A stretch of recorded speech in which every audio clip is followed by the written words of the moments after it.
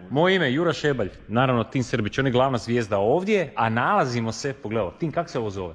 Ovo tu ti je dvorana Hrvatskog Sokola.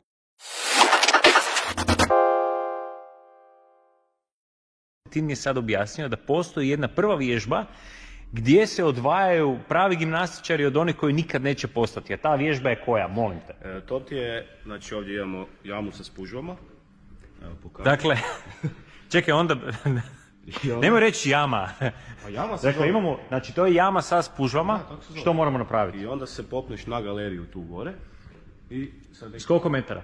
Pa to ti nekih 5 metara. Ajde. Dole, ali sad mi neće to više. Može? A? Da. Jesi živ? Dakle, ovdje imamo 1000 sprava, molim te mi objasni, jednu po jednu. Znači 6 prava ima muška gimnastika i Dobro. imaš olimpijski redoslijed. Znači, ne Slušam, bez veze, nego slušam. ide točno, parter. To je ovdje stojimo. Kocka. 12 puta 12. Dobro, nisam ispričavam se, moram biti boss, a nisam znao. Idemo dalje. Znači, to je 12 puta 12, skačeš dijagonale, salta, sve po tome. Ne Odlično. smiješ izaći van, Da. to je bitno. Imaš dvije ove hvataljke, tu ispod doće rafiš, na primjer. Jednu hvataljku, vidiš kako se to fino. A, znači možeš podešavati. Možeš raširiti do kraja ili skupiti. Dakle, konj s hvataljkama, to su ruke, jel tako? Da, ruke samo i... ruke.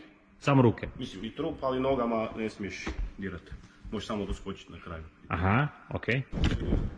Evo ga, to su karike. Samo snaga. Naučiš onak 2 elementa, ostalo sve samo snaga, znači ovi, to se zovu raspori, ko križ, Dobro. samaljot, to su ti sve neke ruska imena. Znači isto, Samaljot, noge ništa, samo gornji dio. samo gornji dio, Dobro. noge samo za doskok opet. A di ćeš? Skočiš gore i onda tu skočiš. To je bio preskok. To je magnezij i med. Svi znaju za magnezij, niko ne zna za med. Zašto Staviš med? prvo med, tu namažiš med. Koji točno? Kesten ili bagrem? Najbolje je bagrem. Bagremov med je Ja najbolji. koristim bagrem. I onda ti je to za bolji hvat. Lako je tako. Bolje visiš. Ovo je metalno i tu ako staviš med nije baš zgodno. Ne? Ove su drvene i onda Aha. paše. Okay, med ide na drvo. Med ne ide na metal, ide samo na drvo. To, već si naučio. Mislim, to svi znaju. Ali vidim da imaš gore ovu sivu traku. Zato sam ti rekao da na ovoj ne vježbaš. Dobro. Ta siva traka ti je, to ti se ovako vrti. I onda ti staviš dve gurtne, objesiš se na to. I onda se vrtiš. vrtiš da ti se dlanovi ne troše kad radiš neke osnove i tako. To se zove, znači u automobilizmu bismo to, u mehanici bi rekli imate bolcnu gore jednu.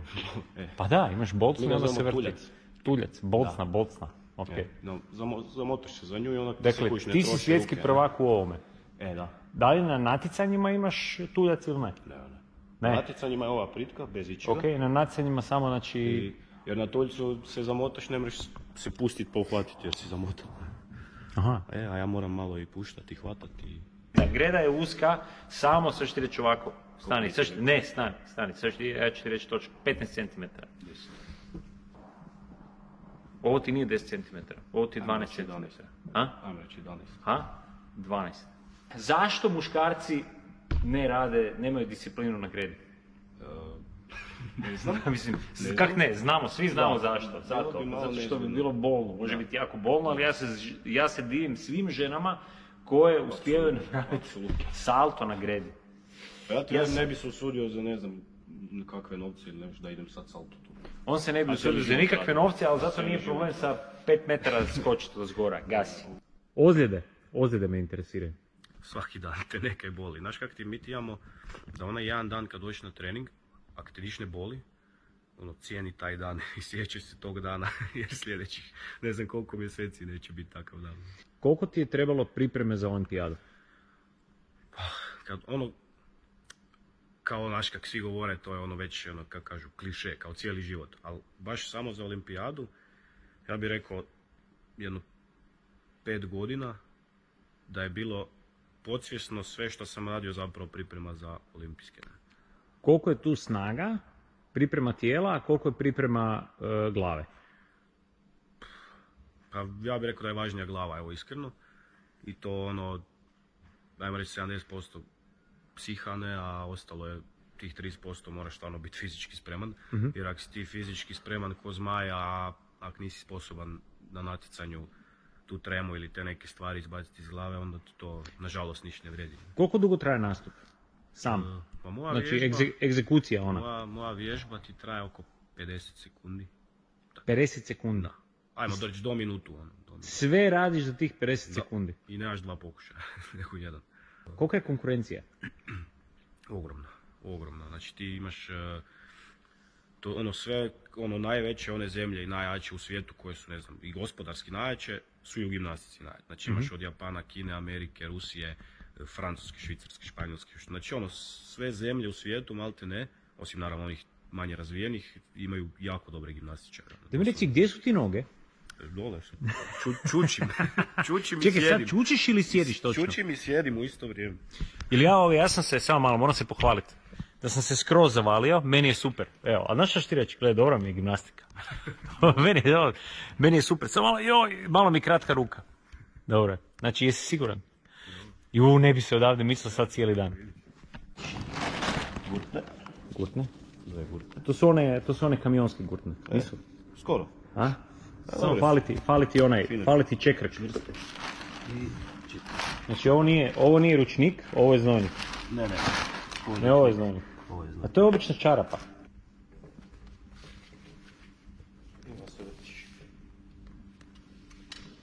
To je kad ti je dosadno, jel? Da. To ti je ko neka škola muzike. Koliko možeš to puta napraviti? Nisam probao. Pa 10 minuta bi ti bio problem. Mnogo bi jako puno. Namjesti se. Da, sad vidim. Još malo ćemo se. Odlično. Ono što ti omogućuju moderni automobili da sjediš ludo nisko. To je za ove visoke ljude, a za nas niže ljude mi dignemo sjedalom. To je to. Sad ću te naučiti kako se vozi hibridno.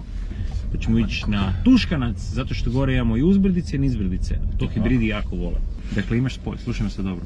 Imaš spoj, Toyota je napravila savršen spoj benzinskog i strujnog motora. Oni su bili prvi u povijesti koji su to napravili i prodali. Još davne, skoro prije 25 godina su počeli da se razvoja desno. Svi hibridi su ti na automatskom mjenjaču.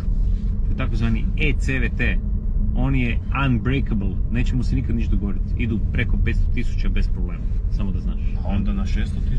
Na 600.000, gledaš prema 700.000, ja ću tu stati, znaš kaj sad, ja sam tu uspio dobiti jednom opomenu za stop. A jel? A jesi uopće stop? Da, ja znam da je tu stop. Dakle, fora ti u tome što kad voziš hibridni auto, ne moraš uopće razmišljati šta radiš. Ideš gas, kočnica, ali ako poštuješ takozvane hibridne zakone vožnje, onda ćeš iz hibrida izvući maksimum. Odnosno možeš trošiti još 30% manje. Recimo jedna od stvari ti je zapravo da se u gradu voziš laganini. Viš kako svi stišću gas oko nas. Fino, da. Voziš se polako. Sad smo naravno na struju. Ova ikonica ti govori da imaš dovoljno, da imaš pola baterije pune i ona će ti se sama puniti prazniti. Recimo, na autocesti ne možeš puno napraviti. Držiš gas i to je otprilike to. A u gradskoj vožnji gdje imaš puno kretanja i stajanja, kretanje zapravo vršiš tako da jednostavno stisneš gas, a onda kad imaš takozvano kruzanje, odnosno održavanje brzine, onda samo malo popustiš gas i pustiš ga da se upali strujni motor. Kad kočiš, radiš, to je drugi hibridni zakon, kad kočiš, radiš duža kočenja, da kočiš s regeneracijom. Dakle, kočnica i jedna pedala, međutim dva su sustava. Jedan sustav ti je regeneracija, kočiš sa elektromotorom, a drugi sustav, kad elektromotor dalje ne može, onda kočiš s diskovima. I to ti je sve na jednoj pedali, ti uopće ne osjetiš gdje je ta razlika, međutim imaš ovu kazaljku dole, vidiš ovu eko, ispod eko ti se nalazi CHG, to CHG znači charge. I onda kad kočiš, kazaljka ti ode prema dole. I kad kazaljka ode do maksimuma, dalje nastavljaju kočiti diskovi. Eto, to ti to. Eto. I onda ti ide struja u bateriju. Onda si maksimum... tako je. I to su ti onda prema semaforu lagana duža kočenja, koja ti isto tako doprinose sigurnijoj vožnji, zato što nećeš naglo zakočiti na semaforu, pa te ovo dozada može napucati, nego ćeš uvijek obavijestiti svoje kolege koji se vozi za tebe u prometu, da ćeš ti vrlo brzo stati.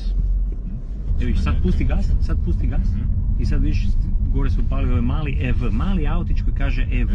E, sad se voziš na struju. I sad ovaj potenciometar, odnosno kazaljka snage, ne smije, sad sam ti ja instruktor, molim te pusti damu preko sebe, tako je. I još drugu damu. Tako je. Potenciometar nemoj stisnuti preko eka. Dobro. Na rubu si. Tako, na rubu si. Evo, sad se vozimo na struju. Ok, naravno vozimo se 10 na sat, pa onda stisni malo gasa. I onda kad postigneš brzinu, pustiš gas, opet stisneš i onda lagano održavaš brzinu na struju. Na taj način se vozimo... A, dam gas. Reci hibridno. Hibridno. Hibridno, pa to smo htjeli reći, vodi lijevo. Dakle, što smo naučili? Kočenja su blaga i duga, da sva energija ne ode meni u toplinsku energiju, nego da bude rekuperirana i da ona uđe da ode u kemijsku, kako je to samo malo energija. Više ne znam ni sam, uglavnom energija nije nestala.